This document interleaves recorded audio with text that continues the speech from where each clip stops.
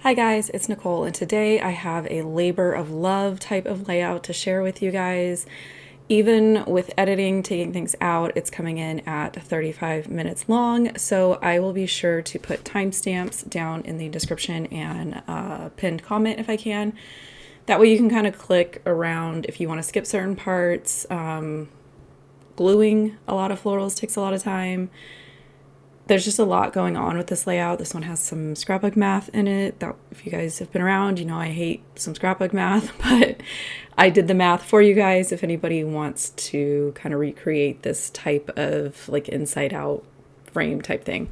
So I've had this idea kind of knocking around in my brain since I want to say December, and I it's too late for me to put it in here. I will probably post in my Facebook group like an evolution of the sketch. When this was sort of knocking on my brain one night while I was making dinner, I scribbled down like a quick sketch, and then it kind of morphed when I sat down to work on it and finalized it, and I kind of had like three different versions. So we'll kind of talk about that as we go along. So ever since I bought these dies, they're from Honeybee. They're, I want to say like barn wood plank or something like that. I do believe that these are hard to find. When I posted the sneak preview of this layout in my group, I made sure to link it, and I know a couple of people jumped on going ahead and ordering them. The clip that I was just showing you is when I first started cutting them, I was using this cardstock from Walmart. It's kind of like my go-to for die cutting, journaling, anything that's not like coloring or stamping. And at first I wasn't liking that you really couldn't see the wood impressions. I tried it with my Gemini instead of my Big Shot, and I tried it with more pressure, and I really didn't like it. It was like pushing through too much. So I liked that I tested out both ways, and I think it would have worked really good, the second method with more pressure and like more detail, if I was doing something that really wanted like a lot of like the rugged wood look. And then to figure out if I had cut enough, I just used the pre-printed like 12 by 12 square on this mat that I have from scrapbook.com. I've been using it for a while. I absolutely love it. The white one just came out, and I'm kind of tempted to go order that one, but I'm actually waiting on a couple other things that they have showing up on their like coming soon area. So I think I'm going to hold off and wait. And when I was lining them up side by side, I'm a little bit behind the video. I was making sure that I wasn't going to have to trim any planks down. Basically, I didn't want to get, say 13 or 14 rows across and then have one that was only going to have like a quarter of an inch showing. So kind of like if you were trying to figure out like wood flooring for your house, you kind of want to figure out the width to make sure that you're not going to have a bunch of like really skinny cuts. And then anytime I am like wallpapering a background like this, I find it easier to put my adhesive on the background, kind of in sections. I'll do like all the way around, and then I'll just kind of do in sections, and I just sort of make my way across. I did cut some of that out just because, I mean, it's super easy. Just kind of center it. I think I basically ended up doing like four, not, I want to say pattern, but four rows, and then they repeat. Now, this was when I got into the math. I kind of accidentally stumbled on the fact that if I cut an 8.5 sheet of cardstock at 8.5 with a square, that it gave me a really good outside perimeter for my floral die cuts. And then I gave myself like an outside margin because I know I want to have a frame. And then from there, I kind of just started kind of doing some backwards math to figure out my photo sizes. And then I knew I wanted to have my journaling go the width of the inside of this frame, and I wanted to see if I could fit the title in here. The smaller letters in the center are actually from a Christmas set from Sizzix. It's like Santa greetings. It comes with a big Santa that you can put like the letters going from his hands in like a banner. I bought it just for the letters. And then the Girls and Run are the Uptown alphabet from scrapbook.com. You guys know by now I absolutely love their alpha dies. And then I was showing there, I figured out that the again, another happy accident. These slimline like border dies, I've used these before. These are also from scrapbook.com, like super good basic dies from them. I figured out that the length, width, height, whatever you want to call it, of those strips fit my frame and like my practice sheet. And I think I had even showed, as I was editing my photos and printing them out and trimming them, I was using that like working piece of paper with all my math on it, putting my photos on there, because this is one of those things where I want everything to be centered. I want that frame to be square. I want everything inside of it to line up and not have like weird gaps. So this is one of those ones that while it took me a little bit longer for a lot of the math and figuring out what was going to fit, what wasn't going to fit, I absolutely love the end result. And now that I kind of have that, if I want to do it again, I kind of have a little bit of a blueprint to follow. And then because my background is white on white, I didn't really know what to do with my photos. So I went ahead and inked the edges with some white acrylic paint. I am going to go and matte those here in a little bit because I felt like they weren't really standing out from the background. Now, this 6x6 pack of paper, I absolutely love it. Unfortunately, it's no longer in stock anywhere that I can find it. It was from Tonic Studios. I bought it at scrapbook.com. I think the last time I looked, I could only find like the red version, but I loved this because it came with like 5 or 6 sheets of, I want to say like 6 different textures. So you had like a chunky glitter, a thin glitter, like a super smooth gold. This one that I'm using is kind of like brushed, so it has like texture going in one direction. And you can see here, I save every scrap of this for die cutting purposes.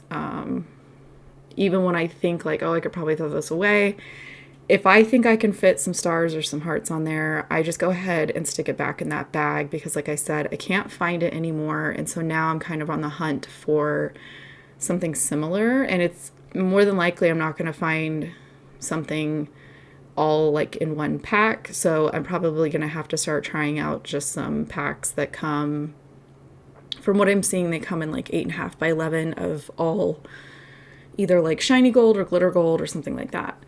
Now, I've said this time and time again, if you struggle with doing like the DIY thickers, stacked die cuts, I get a lot of questions or people saying like, oh, I can never do this. These skinny ones are so annoying. I hear you. The lifesaver for me is to put them on a sticky mat because they're not going to wiggle around. I'm not going to get as much glue on my fingers, and it will hold the bottom, and then I can kind of come in and I try to line up a part of the letter that doesn't bend. So it's going to be where like the lines all kind of come together. No matter how much you push the paper, it's not going to bend or want to like get out of shape.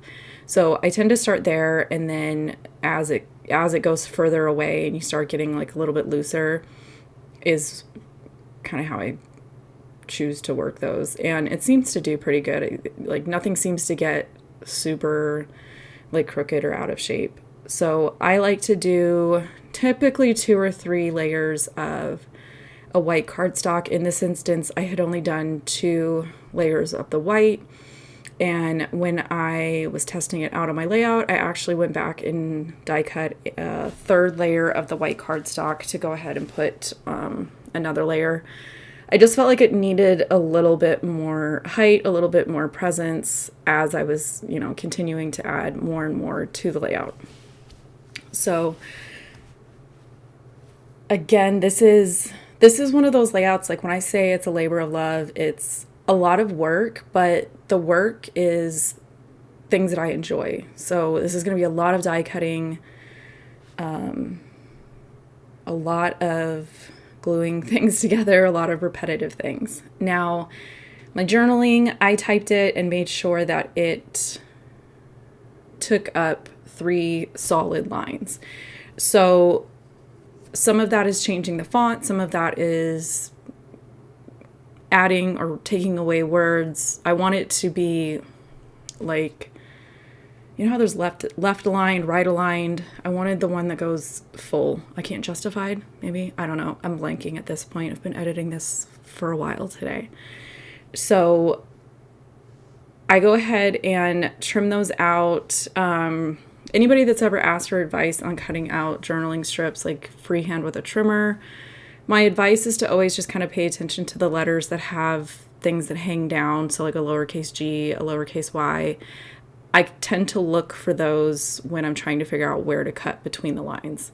Obviously look at the top of the next row, but I'm looking for those letters that hang down because the likelihood of me trimming them off is going to happen if I'm not paying attention. At this point, this is what I'm kind of noticing even just on my practice sheet here, that my photos are not standing out with just the white ink. My journaling is not standing out all that well, but I'm kind of setting aside that problem and I'm working my way through choices that I know for sure. So I went ahead and centered my practice sheet, marked the corners, and then I'm actually using, these are those slimline strip dies that I was talking about earlier. I cut these out of white cardstock because I'm going to layer, so like I do with the title letters, I'm going to layer up like borders. But for now, these are kind of acting like a placeholder, and they're only attached like barely on the ends with some ATG. I can actually like lift it with my finger and shove stuff underneath it. But I just kind of needed something that would stay there temporarily, but not move around at the same time, if that makes sense. So I tried my trusty vellum. I thought maybe if I did a vellum mat and then I inked that as well, that still wasn't really showing up for me. I had those gold scraps sitting out and I tested one with a gold frame and I was kind of mad that I loved it because I knew I was going to use up probably 2 full sheets of that brushed gold. But in hindsight, if I had known, I would have been using it for photo frames. I would have cut my letters from the center. One of them, I was able to do that where, you know, you're only seeing the straight edges of the gold paper, but what's actually behind the photo is where I die cut some letters from.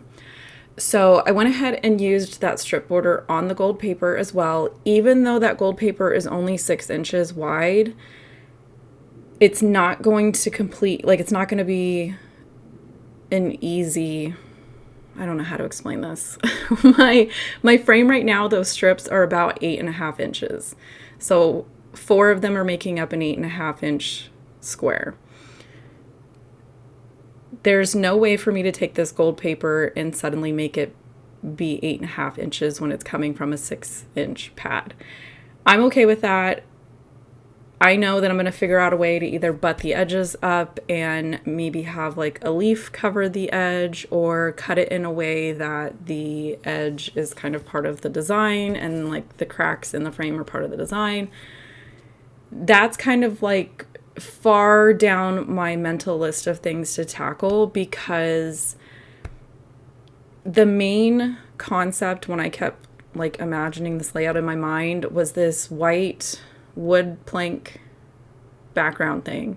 And then I wanted a whole bunch of die cut florals in a frame with all of my photos, my journaling, and everything in the middle.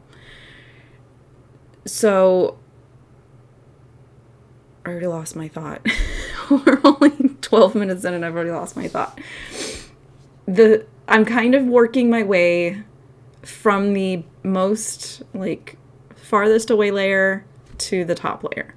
So knowing that those gold frame pieces are going to be the topmost layer, I don't need to worry about them right now. I can think about that while I'm putting everything together and kind of come up with a solution for that later.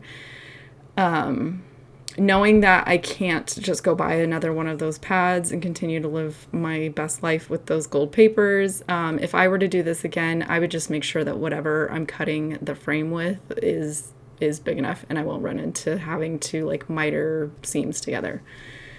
So I've got my title pieces. Again, I had added a 4th layer off camera. I didn't feel like you guys needed to watch me glue a bunch of layers together. This video is already a lot of repetitive techniques and whatnot.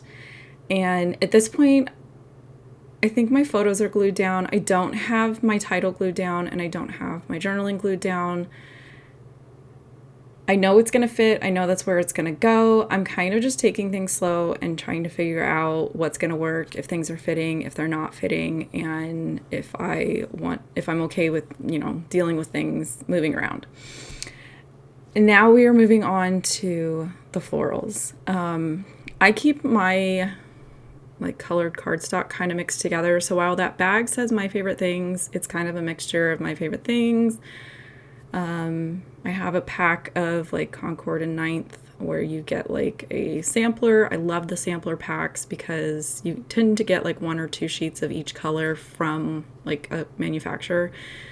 I keep trying to catch the Spellbinders version, the sampler pack in stock. I can't. At this point, I went through all of my Spellbinder floral specific sets, and then some of the ones that the bonus dies are some good florals too. And I just kind of went through and picked the ones that I felt like I was more drawn to, the ones that I really like. In this instance, one of them is called Sealed Bouquet, one is the Mini Blooms and Sprigs, and then the other one is the Be Bold Blooms. And these are kind of the ones that I tend to use over and over again. And because I was mixing stuff, I just kept a tray out on my desk and just kept throwing them all in there and mixing them all up. I tried to kind of cut enough for my whole layout, but even you guys will see how much stuff I cut. I didn't film all of the die cutting because that's a lot. I think I got through a couple episodes of a TV show and just kind of sat here and die cut. I did keep my color palette pretty simple. Like I said, when I was thinking about this layout, I knew I wanted white, I knew I wanted gold, and then the 5K that we were doing was very pink and purple heavy. So throwing in the green, obvious for a floral die cut, and then I'm also going to bring in more of the gold with the florals.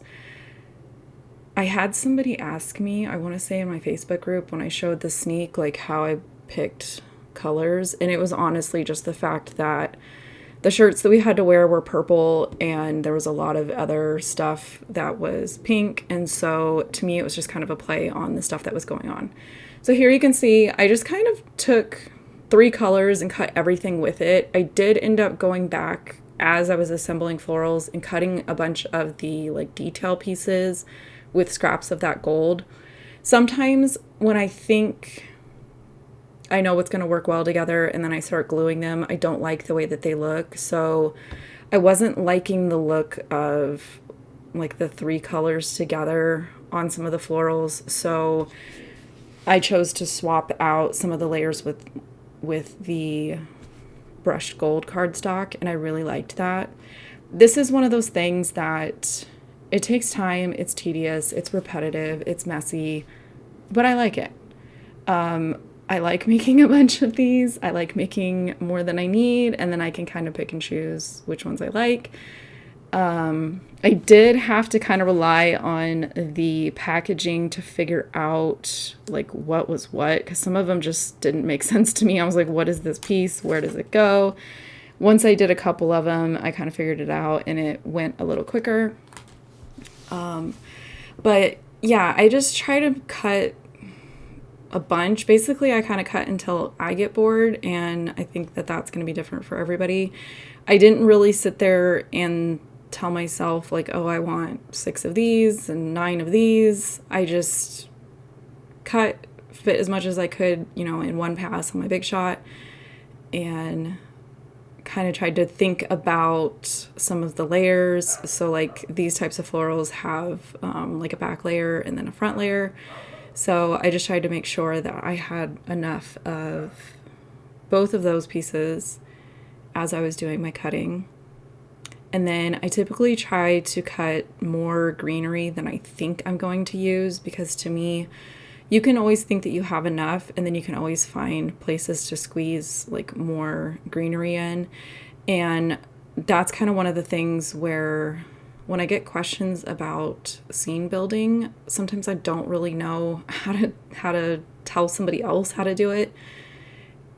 To me, it's just like what feels right. And sometimes if something doesn't look right, or it's just like I'm not liking the end result, sometimes it just needs more.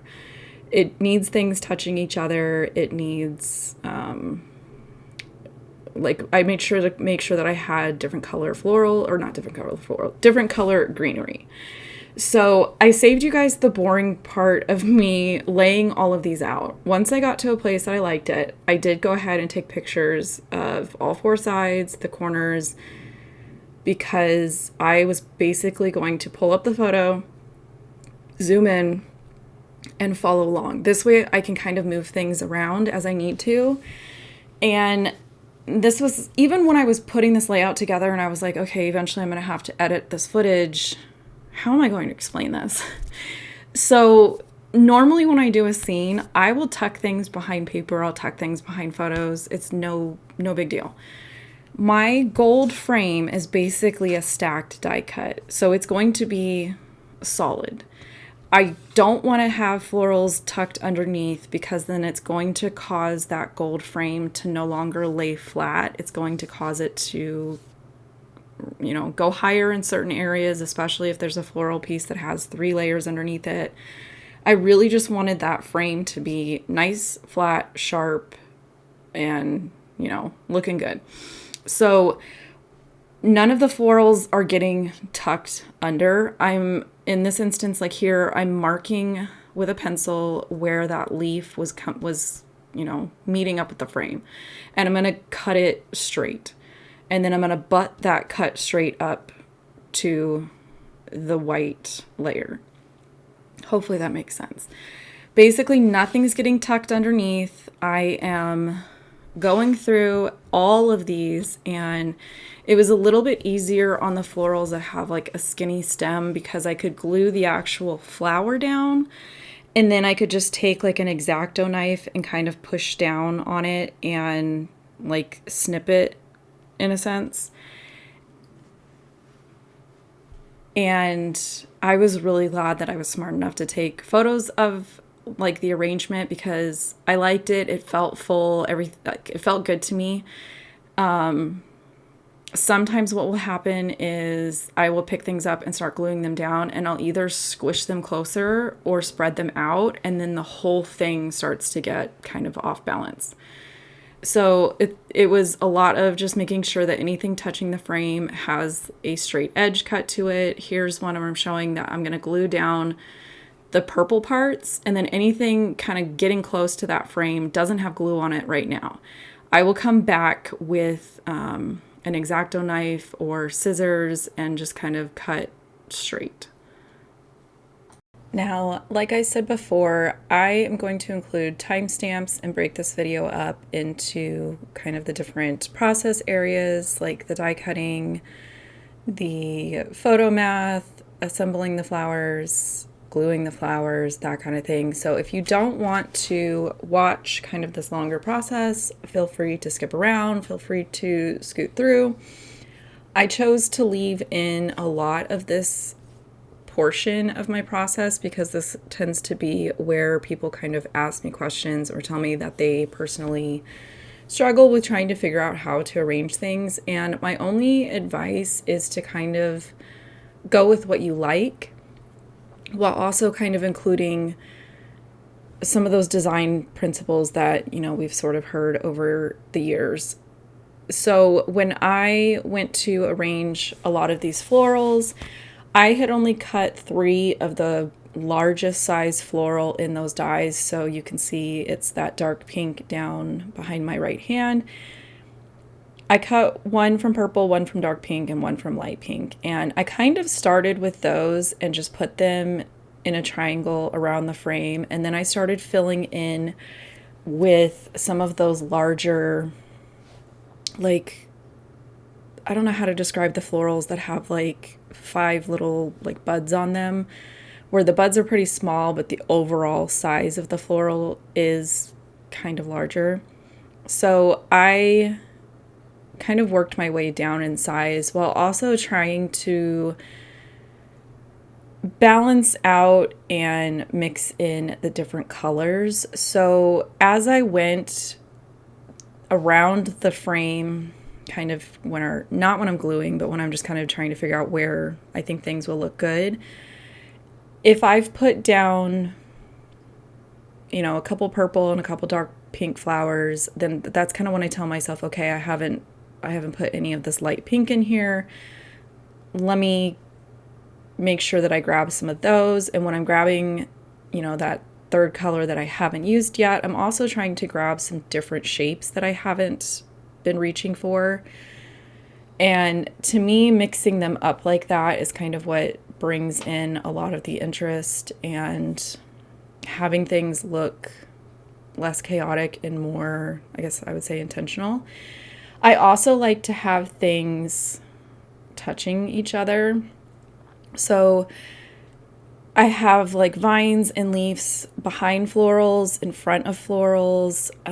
Sometimes I'm tucking smaller florals in. In this case, it's going in front of that greenery, but the smaller one I put behind the greenery. I like to have things touching each other, even if it's just a little tiny bit. To me, that just kind of helps everybody feel like they belong. Nobody's feeling left out. That's not to say that having everything spaced out and not touching wouldn't look good. I think in that case, if you're doing that, then you're going more for like, oh, there's a word for it, where it's like a graphic art style or like a pop art style or something like that.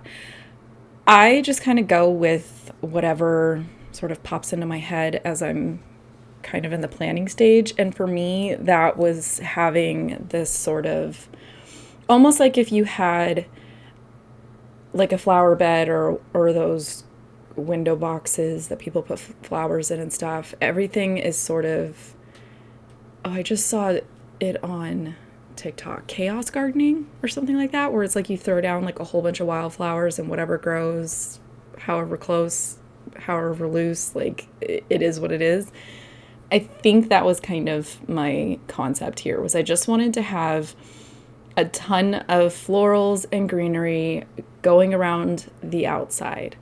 And like I said, when I was picking my colors, yes, I was picking, I guess, colors that could be real florals, but really I'm leaning into the colors of my event. I already want to not redo, but I already want to use the wood plank dyes like this again with the white on white. Like, I am absolutely obsessed with this. And I also want to do like so many more layouts with these floral dyes. I think this was just so fun. I think that the end result was just really fun to look at. It's got a lot of texture on it. It's got a lot of interest on it. And I'm already kind of thinking other things that I could do with it. I think it would be really fun to have sort of like a rainbow order to the flowers, kind of spanning across a layout, maybe for like a month in review, for like a spring month, something like that. I absolutely love these. Like I said, I shop clearance sales, I shop warehouse sales, I shop holiday sales, and I tend to shop things that I know I can get specifically layout use from. Yes, card making supplies are obviously geared towards making cards, but being able to incorporate them into a layout that I get to keep and I can look back on is sort of what gets me to shop things like dyes. So at this point, I've got all of my florals down. I'm gonna go and add a couple more layers of white cardstock for my frame. Basically, I just want to give it some strength, and I want to have it be about the same height as my die cut letters. I want it to sort of be like a strong, prominent frame. Now, when it comes to doing the gold layer, I'm really hoping that you guys will be able to see in the video. The only way that I've ever known how to do like mitered edges was just kind of a way I figured out on my own, and it's just the way that I like to do it. I'm sure that there's other ways of doing it. I take the two strips and kind of hold them in my hand in an L shape. So where the two are going to meet, I stack them on top of each other where the corner is, and then I cut diagonally across the corner. I'm really hoping that I show you guys, because to me I'm cutting both of them at the same time. Oh, apparently I wanted more. Apparently I didn't have enough layers of the white. So finishing that up, I did also make sure to put glue underneath that original layer of white strips that I had, because like I said, that was not glued down. That was just kind of temporarily in place while I was working my way around. When I got done with all the flowers, I made sure that there was liquid glue underneath the whole thing to keep it in place. I think I ended up doing 3 layers of white going all the way around. I probably just did the same that I did with the letters, where it was 3 white and 1 gold. So here we go. I'm going to put them in my hand like that, like it was a corner, and then I just cut from the outer edge to the outer corner to the inner corner, if that makes sense. And it like miters it perfectly. And then, knowing that this was not going to span that whole 8.5 inches, I'm going to kind of do that same mitering technique, but instead of holding them at a corner, I'm going to hold them on top of each other and then just pick an angle. I switched it up, cut a miter, and then I mark where it's going to end at the corner. I cut that straight, grab the next one, make the L, cut the diagonal miter again. And I just worked my way all the way around. I didn't keep like that, the miter that's on like the middle of the frame. I kind of just eyeballed that. Some of them are closer to one side, some of them are more in the center. I wanted that to just kind of be random.